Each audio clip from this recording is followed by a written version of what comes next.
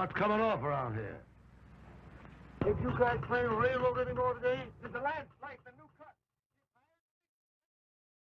Welcome to episode 32 of Fun with HO Scale Stuff.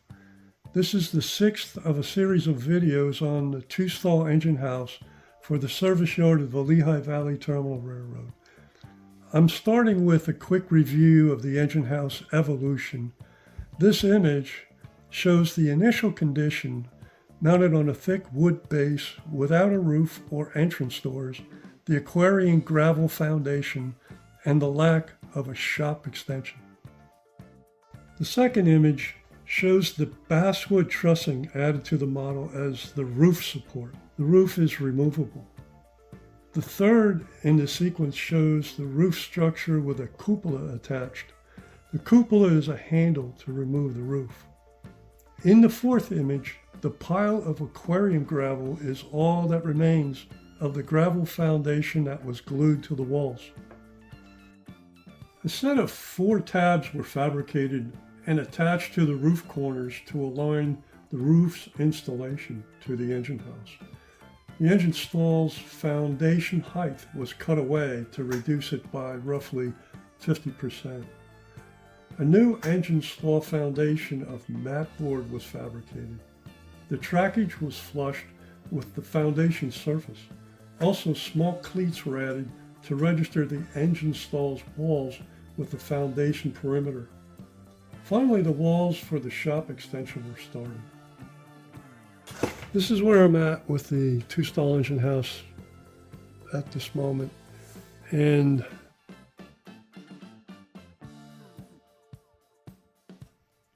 there's a few things that I need to point out the model as it is right now. The cutouts for the front of the extension they're all perfectly fine. I guess I don't know that I might need to move this up just a skosh. It's not quite flush at the bottom, but the door, fits perfectly. The structure itself, and I combined the sides of the extension, and I initially, when I placed it on the model, the way it sits right now, there was a real serious problem with the sides here, and that they were too much bowing in. So I cut these pieces just to expand it. They're just friction fitted right now. I didn't make them permanent, but I think this piece, the top one, will become permanent, but not the bottom. The way I think I'm going to approach this is that I'm going to place some wood bracing there'll be wood brace for this part, and the wood brace along here, and one along here, but it'll be attached on the foundation first, and that will hopefully keep the sides in the correct location between the bracing down here and this cross piece. Oh, one other thing too I'd like to point out is that for some reason, after this was all glued together, I have this whole piece here is actually glued in, and while you're looking at it, if you can see that tiny little piece that's been positioned in the center here, I had to do that because when I reduced the size of this cross piece, it was reduced by too much. So I just snapped out a little tiny piece to fit in between, and I cut it apart, and then I made the correct bonding on the sides to give this thing correct rigidity. This was just more or less cosmetic. I didn't really need it, but I added that beam there. Beam. It's like this piece right here. And so that's starting to pop apart. So I guess the other thing is to note that, right in here, it looks like it's spalling apart a little bit. So I'm going to clamp that. I'm going to try to clamp that. I may not be able to. I'm going to see if I can get that clamped and re-glued.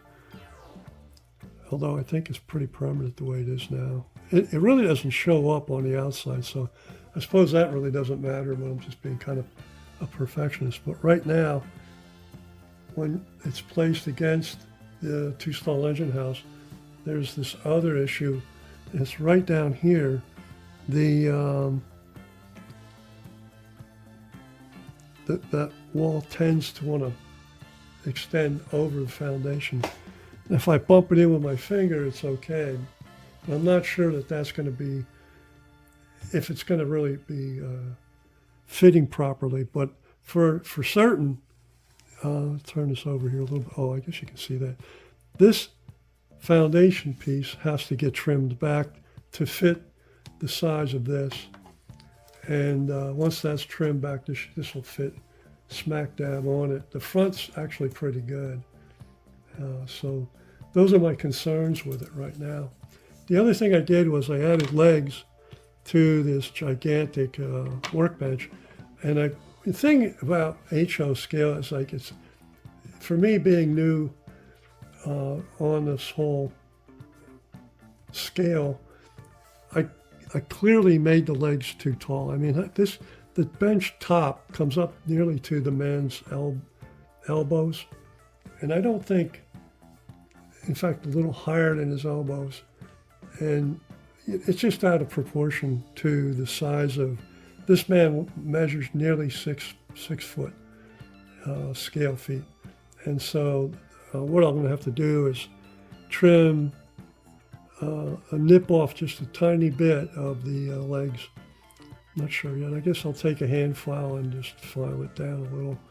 I don't have to go down very much, but enough where it doesn't look too unrealistic for figures that'll be placed there that will be working on whatever they've got assigned that day. So, okay, so what I'm going to do next is to put the bracing in along here and then attach.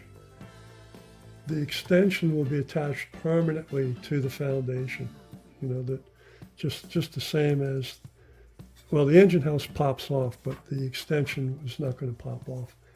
And also, I've got some scale lumber, and I think what I'll do is I'm going to place it at various locations along the top of this extension, and then I'm going to try to get some simulated corrugated roofing to put over the top, and I'll have it extend out a small amount in front to hide some of the imperfections. And I also need to work on putting some trim work on the corners to hide that where I glued it. It's not, you know, you can see the glue showing through, so clearly that didn't mate up well. So there's little things that need to be done, but I think it's coming together really well. I think this extension is going to look nice. And just for a taste, we'll put that in there. We don't want to hit it, but we have some sort of, here, Mr. Get out of the way. People want to see. Just pop this off. But that's made to come off, so that's doing what it's got to do. So there's that. You can get a look at that. All right, moving on to get some of these other subtle things finished up on this model. Here's a quick update on fitting the extension to the main structure. I did precisely as I said I would, and the fit is actually really good on all sides. That's excellent. It's flush, and the table's been set up, the work table. So just to give you an idea of what I did to do that is I placed two of these little wood cleats on the foundation, and I'll keep, as I said before, I'm going to keep this piece across the top to size the sides correctly. What I was really impressed with, I put this back on here, there it goes, and it just stays so nice. I mean, whoops, I don't want that's not glued yet. So it's really quite nice. It's snug on these, and I think it can be removable just like the main structure is, which would be handy in case I want to decide to do some interior decorating in addition to just putting the workbench in there. But the other thing I was mentioning previously was that the workbench legs were too long. So I've shortened the workbench legs. So now you can see that the size of the tabletop compared to the figure, it's closer. It's much more appropriate. And there was a little bit of a lopsided there. One of the legs was a bit longer than the other, so there was some wiggle, but this is dead. It's dead flat now. I mean, it's perfectly stable. So the other thing that made this extension fit properly, and I'll give you a rundown on that real quick. I was looking at this piece right here, and I noticed as I was looking at it that it was actually jutting out farther on the right-hand side than it was on this side. So I took the Alpha blade and I sliced off and then sanded down this piece so that it's essentially the same now. If you look at the top width going across, let me see if you can see that. I'll get it over here. I'm sorry, I'm having trouble looking at it. But yeah, if you look at the top width along here, there you go. It's real uniform now. So everything now fits very nicely, and as I said, it's snug. You got to actually stretch it just a skosh to get it over the cleats, but that's exactly what I needed was to get it straight. So the next thing I need to do is trim this side, although I think it's fine. It's just flush enough with the edge of the extension that I'm not going to have to do anything with that. So that's where I'm at. The roof is next.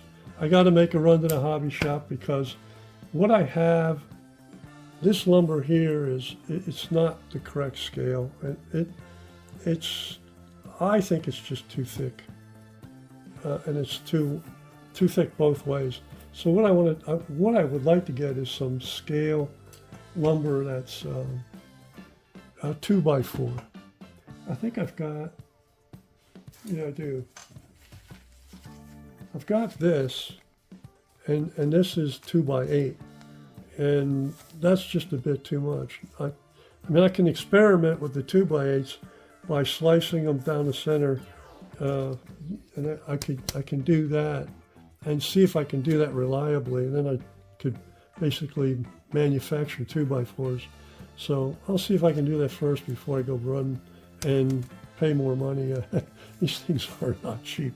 So there's that for now. I'm still pondering the roof structures that I would like to place on top of this, well, beneath the actual roof that I would place over the top of this opening. I wanted to have some kind of structure underneath, and here's the reason why. I'm thinking ahead, and I'm looking at potentially having overhead lighting inside of the extension and in the main structure of the two-stall engine house as well. And in order to do that, I'm thinking that I'm going to need some kind of overhead supports to attach the lighting to. And towards that goal, then I wanted to place some sort of wood structures that would go across, as I was pointing out before, it would go across the top of here, and then I can just attach the lighting to that. Now, of course, I could do the same thing if I just put a sheet of plastic as a roof and just attach it to the sheet of plastic, but I don't know, and maybe I'm being overly detailed on it. I have a certain ambition to make it nice, but sometimes that ambition is kind of misplaced, and so that could be the case here. But anyway, I'm still thinking about wood structures and what the size of the wood supports ought to be. So I went online and I actually went to a site where they talk about what the code would be if you were to build something like this in real life. And they actually recommend quite a variety, 2x16, 2x8s, but not 2x4s. They rule that out, unless it's like a little shed or something. But for some structure like this, it depends on, the load and, in northern states, how much weight would be on there from snow. So this is the 2x8, and it seems like the consensus among the various sites was that 2x8s are permissible.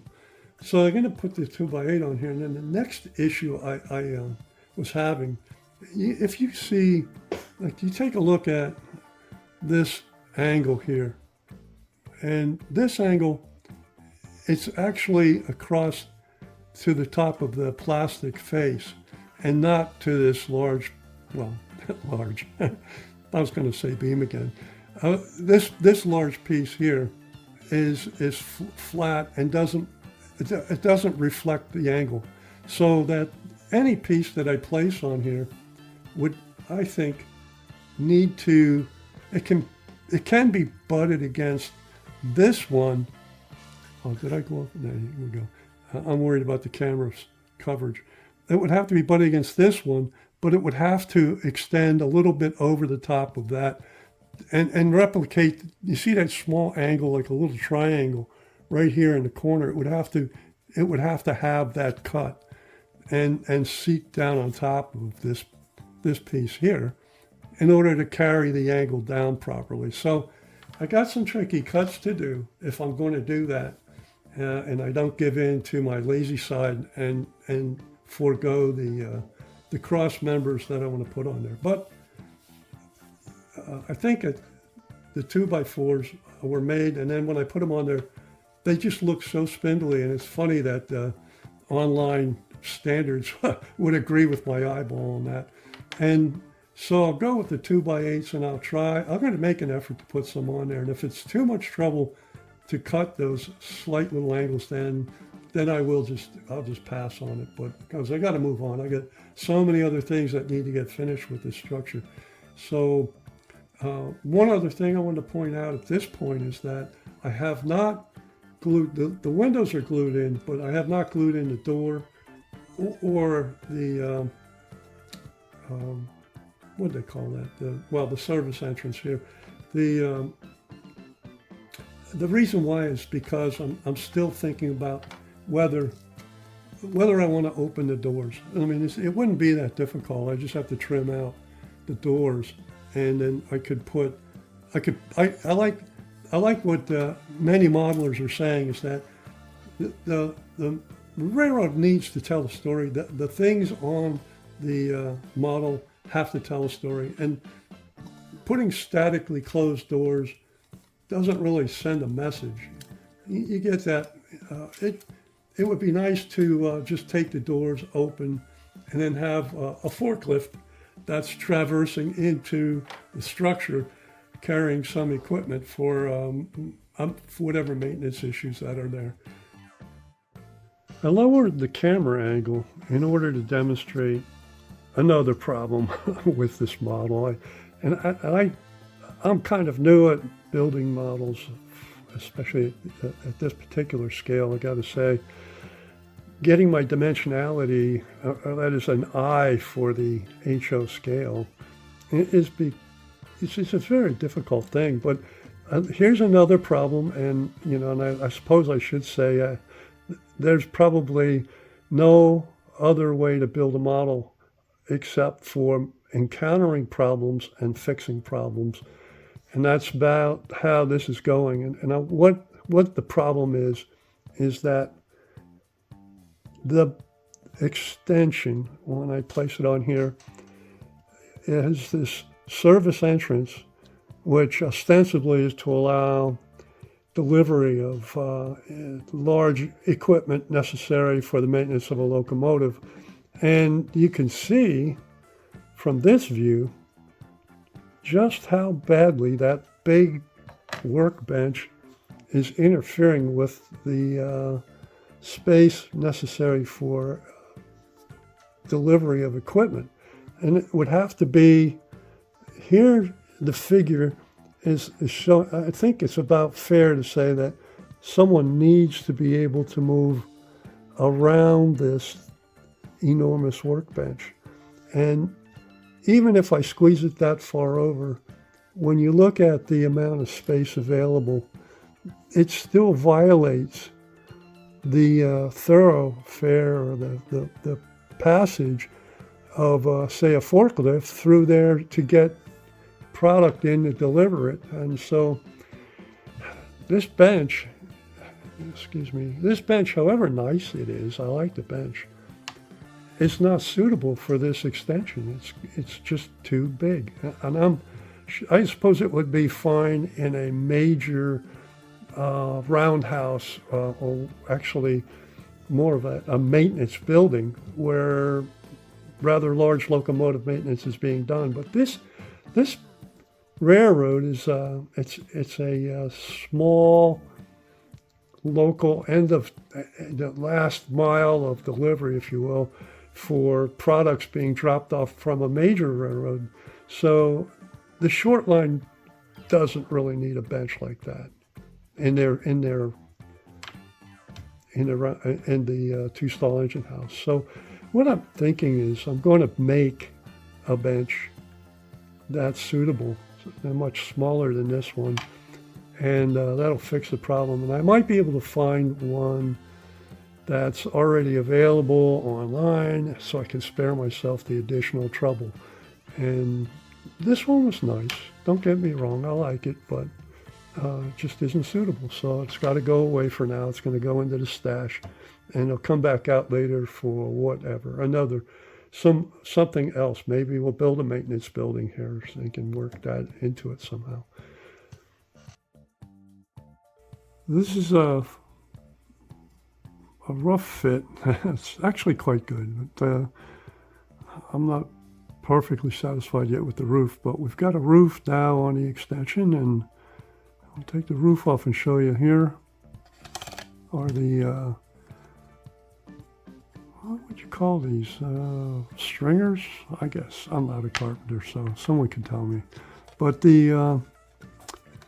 yeah, it's practically finished. Now the trim work was finished along the side so that the foundation marries up properly to the extension. And just so you can see, this is what the cut looked like on the edge, and then on the other side it was slightly angled for every one of these stringers that go across there for the roof. I'm sure they're not called stringers, but that's what I'm calling them right now. It's like, just broadcasting my ignorance about construction. And okay, so the next thing, we've got the roof. This will get glued on, and I know it's probably going to create some questions in some people's minds. Is, okay, so why did you go to all the trouble of putting these in there if no one's going to see them? All I can say is the same reason why I put these little corner pieces is just aesthetics from my point of view. It just made it seem more real, but it is a modeling challenge to do this. I had a hard time getting them to stay in place and not pop out while I was trying to glue them. It was a few bad words were spoken, I think, and that may be another property of modeling, is you have to have those occasional fits. So I would say that the thing is getting pretty close to time to paint. I still haven't decided yet at this point whether I'm going to open these doors or not. I'm pretty sure I will, though. So as I say, it's close to paint, but not yet. I've got to repair this piece right here, and I've got to extend the cut for the door up so that the door can be placed back in there. And also, I've got two other, oh gosh darn, round to it. There you go.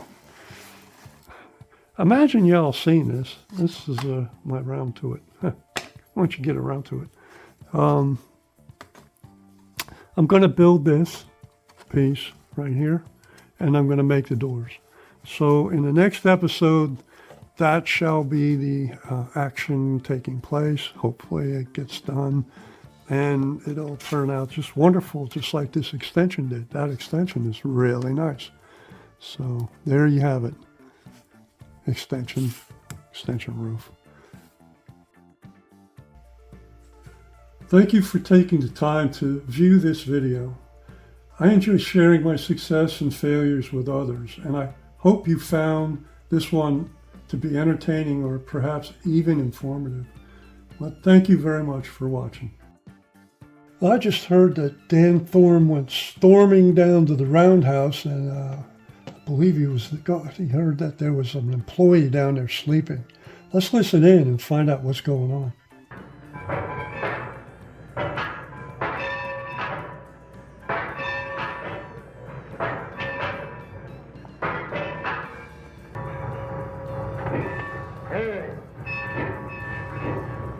You woke me up just so I can leave a like for this video?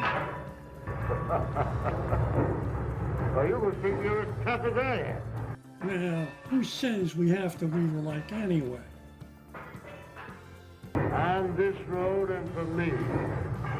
I'm Dan Thorne, and what I say goes around here. That means everybody, see? Well, I hope that poor soul doesn't get fired just because he didn't leave a like.